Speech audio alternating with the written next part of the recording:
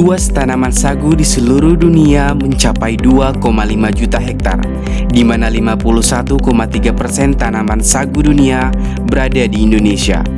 Namun, lahan yang dimanfaatkan masih belum optimal, yang dibuktikan dengan produksi sagu nasional pada tahun 2019 yang mencapai 465.495 ton, atau sebesar 7% dari potensi produksi sagu nasional. Saat ini, perkembangan teknologi pemrosesan sagu di Indonesia masih menggunakan cara tradisional dan semi-mekanik, yang menyebabkan pengolahan sagu menjadi tepung sagu masih membutuhkan waktu yang cukup lama. Unit pengolahan sagu terintegrasi pertama dan terbesar di Provinsi Sulawesi Tenggara yang dibangun oleh Badan Pangan Dunia atau Food and Agriculture Organization yang berlokasi di Desa Labela, Kecamatan Besulutu, Kabupaten Konawe. Pembangunan pengolahan sagu yang didirikan demi meningkatkan pemrosesan yang higienis dengan biaya produksi yang efisien dan bahkan pemanfaatan limbah dengan teknologi yang tepat untuk menjamin pemrosesan yang ramah lingkungan. Namun, binaan dari Badan Pangan Dunia ini masih terdapat permasalahan yang menjadi prioritas utama yang menyebabkan proses pengolahan sagu masih cukup lama. Kendala kita selama ini menyaring masih pakai tenaga manusia. Nah, makanya kalau seandainya ada bisa kita menyaring pakai semacam mesin lah. Kapasitas produksi kita itu minimal 200 per bulan.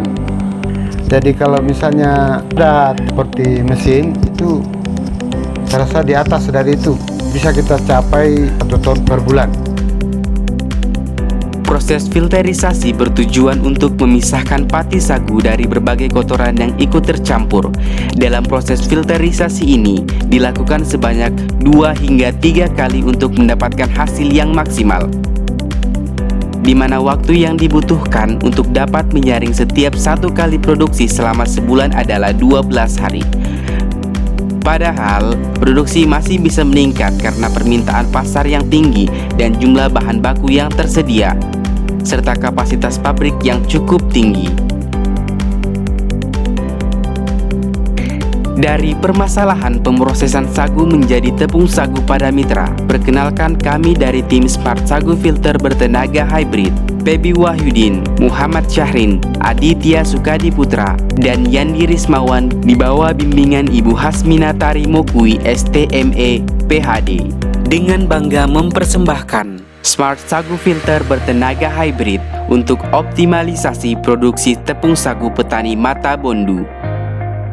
Prototipe ini terdiri dari alat penyaring pati sagu dengan sistem kecerdasan yang terdiri dari sensor untuk memeriksa kualitas filterisasi yang akan dilakukan, serta berasal dari sumber energi sistem hybrid, terbarukan dan konvensional sebagai backup powernya. Berikut adalah bagian-bagian alat. Tahapan dalam proses pembuatan alat. Langkah awal adalah membuat rangka dudukan. Kemudian menyusun 4 lapisan tabung dengan 3 lapisan tingkatan filter yang berbeda. Kemudian memasang hopper sebagai tempat masukan sagu yang akan difilter. Pemasangan penahan sagu. Pemasangan fuley dan pumble untuk memutar filter yang dihubungkan ke motor listrik. Adalah pemasangan pipa pada tabung yang berfungsi sebagai media pengembalian sagu yang gagal difilter dan keluaran ketika filterisasi berhasil. Sistem kontrol alat yang terdiri dari Arduino sebagai microcontroller, modul dan kontrol pembangkit listrik tenaga surya, LCD, sensor kekeruhan, relay dan pompa air, solenoid valve dan keran air, tensiometer, motor listrik. Sistem kerja. Saat sagu dimasukkan, sagu akan melewati proses penyaringan pada lapisan filter yang pertama yang terbuat dari kawat. Lapisan filter yang kedua berbahan dasar kain kasa. Lapisan filter yang ketiga berbahan dasar kain nilon plankton. Apabila proses telah selesai dan sensor mendeteksi kualitas filterisasi yang masih kurang bersih, maka pompa akan membawa kembali sagu yang akan difilter ulang. Dan apabila filterisasi telah bersih, maka sagu akan keluar pada selang keluaran secara otomatis. Adapun produksi Mitra saat ini adalah sebesar 200 kg tepung sagu kering setiap bulan dengan waktu filterisasi selama 12 hari dengan pendapatan sebesar Rp2.400.000. Sedangkan estimasi produksi dengan menggunakan alat Smart Sagu Filter bertenaga hybrid adalah sebesar 1000 kg tepung sagu kering setiap bulan dengan waktu filterisasi produksi selama 9 jam dengan pendapatan lebih kurang 12 juta.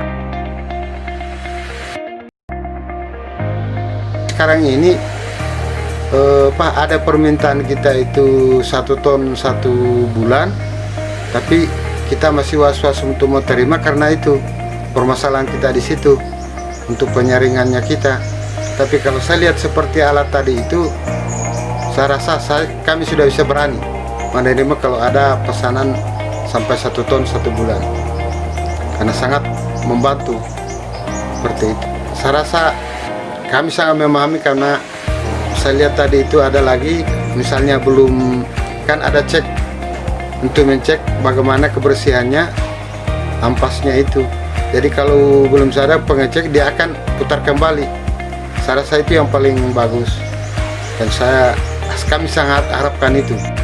Kegiatan ini didanai oleh Kementerian Pendidikan dan Kebudayaan melalui skema Program Kreativitas Mahasiswa tahun 2020.